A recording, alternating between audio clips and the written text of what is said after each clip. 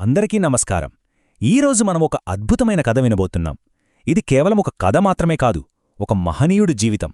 సమాజంలోని చీకటిని తరిమికొట్టి వేలాది మంది జీవితాల్లో వెలుగులు నింపిన ఒక నిజమైన హీరో కథ ఇది. ఒకసారి ఊహించుకోండి, అది 20వ శతాబ్దం మొదలైన రోజులు. మన సమాజం ఎలా ఉండేదో తెలుసా? అంతా చీకటి. ఒకవైపు కొందరికి అన్నీ ఉండేవి, గౌరవం, అవకాశాలు. కాని మరోవైపు చాలామందికి అవమానాలు, పేదరికం తప్ప ఇంకేమీ లేవు. మనుషుల మధ్య అంతరాలు అబ్బో చెప్పలేనంత దారుణంగా ఉండేవి. అవును, అంతా నిరాశగా ఉన్న సరిగ్గా అలాంటి సమయంలోనే ఆ చీకటిని చీల్చుకుంటూ ఒక సూర్యుడిలా ఉదయించారు భాగ్యరెడ్డి వర్మ. ఆయనే మనం ఈరోజు తెలుసుకోబోతున్న మన కథానాయకుడు. అణగారిన ప్రజల బతుకుల్లో కొత్త వెలుగు నింపడానికి వచ్చిన గొప్ప వ్యక్తి. సరే, మరి అసలు విషయంలోకి వెళ్దాం. ఒక హీరో గురించి మనం పూర్తిగా తెలుసుకోవాలంటే ఆయన మార్చాలనుకున్న ప్రపంచం అప్పట్లో ఎలా ఉండేదో మనం అర్థం చేసుకోవాలి కదా.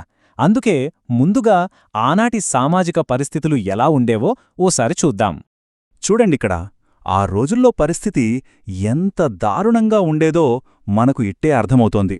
ఒకవైపు చూస్తే ఉన్నత వర్గాల వాళ్లకి అన్ని రకాల అవకాశాలు, సమాజంలో గౌరవం అన్నీ ఉండేవి. కాని మరోవైపు అణగారిన వర్గాల పరిస్థితేంటి? వాళ్లకు కనీస హక్కులు కూడా లేవు. వాళ్లకు మిగిలింది అవమానాలు, పేదరికం మాత్రమే. అయితే ఎంత పెద్ద వ్యవస్థను, ఇంత బలంగా ఉన్న సమాజాన్ని ఒక్క మనిషి ఎలా ఎదుర్కోగలిగాడు? అసలాయన బలమేంటి? ఎలా సాధ్యమైంది? ఈ ప్రశ్నలన్నింటికీ సమాధానం మనకు ఆయన చిన్నతనం, ఆయన చదువులోనే దొరుకుతుంది. ఇక్కడ మనం తెలుసుకోవాల్సిన చాలా ముఖ్యమైన విషయం ఒకటుంది. భాగ్యరెడ్డి వర్మ చేతిలో కత్తి లేదు, కటారి లేదు. ఆయన ఆయుధమేంటో తెలుసా? పుస్తకాలు. 1888లో పుట్టిన ఆయన చిన్న వయసునుంచే తన ప్రజల కోసం ఏదో ఒకటి చెయ్యాలని తపించేవారు. అందుకే చరిత్రను, ధర్మశాస్త్రాలను క్షుణ్ణంగా చదివారు. అప్పుడే ఆయనకు కుల వ్యవస్థ అసలు స్వరూపమేంటో అర్థమైంది. ప్రజలని ఈ బానిసత్వం నుంచి బయటపడేయాలంటే జ్ఞానం ఒక్కటే దారి అని బలంగా నమ్మారు. అలా చదువు అనే ఆయుధాన్ని చేతపట్టి భాగ్యరెడ్డి వర్మ తన యుద్ధాన్ని మొదలుపెట్టారు. దేనిమీద యుద్ధం అనుకుంటున్నారు? సమాజంలో వేళ్లూనుకుపోయిన అన్యాయాలమీద, దురాచారాలమీద. అది మామూలు పోరాటం కాదు, ఒక సంస్కరణల సమరం. ఆయన యుద్ధం ఒకే శత్రువుతో కాదు, చాలామందితో. ఒకవైపు కుల వివక్ష, మరోవైపు దేవదాసీ వ్యవస్థ, ఇంకోవైపు తాగుడు అనే వ్యసనం, దానికి తోడు ప్రజల్లో ఉన్న మూఢనమ్మకాలు. ఇలా సమాజాన్ని పట్టి పీడిస్తున్న ప్రతీ చెడుపైన ఆయన ఒకేసారి యుద్ధం ప్రకటించారు. సరే, ఇన్ని సమస్యలపై పోరాడాలంటే ముందు ప్రజల్లో మార్పు రావాలి కదా. వాళ్లలో చైతన్యం తీసుకురావాలి. మరి వేల లక్షల మందిలో ఆయన ఆ చైతన్యాన్ని ఎలా నింపగలిగారు? ఏం చేశారు? ఆ ప్రశ్నకు సమాధానం ఈ ఒక్క సంఖ్యలో ఉంది. 3348. అక్షరాల 3348. ఏంటి ఈ నంబర్ అనుకుంటున్నారా? ఆయనే స్వయంగా ప్రజలను మేల్కొల్పడానికిచ్చిన ప్రసంగాల సంఖ్య ఇది. ఒక్కసారి ఆలోచించండి, ఆయన ఎంతలా కష్టపడ్డారో. ఇది ఆయన పట్టుదలకు, దీక్షకు ఒక నిలువెత్తు నిదర్శనం.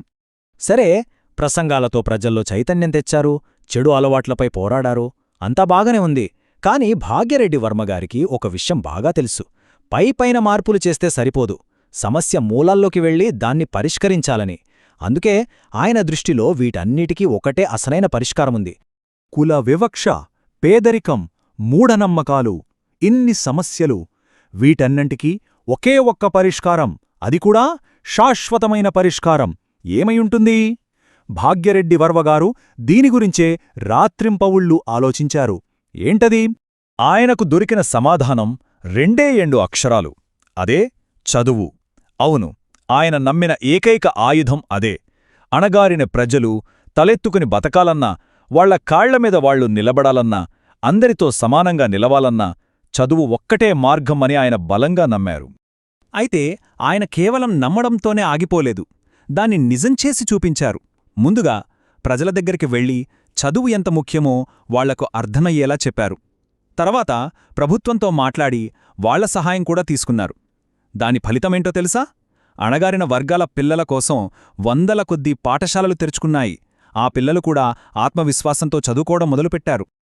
ఇది ఆయన సాధించిన విజయాల్లో ఒక మైలురాయిలాంటిది.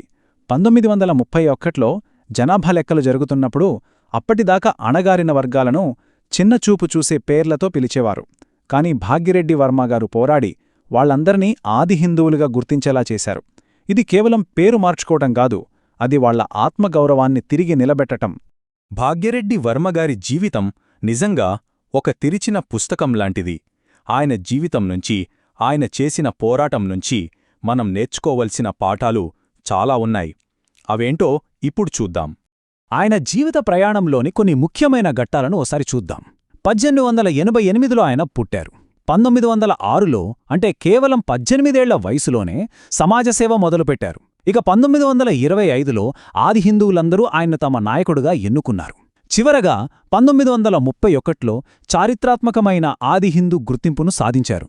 చూసారా, ఆయన జీవితంలోని ప్రతి అడుగు ఒక మార్పుకు పునాది వేసింది.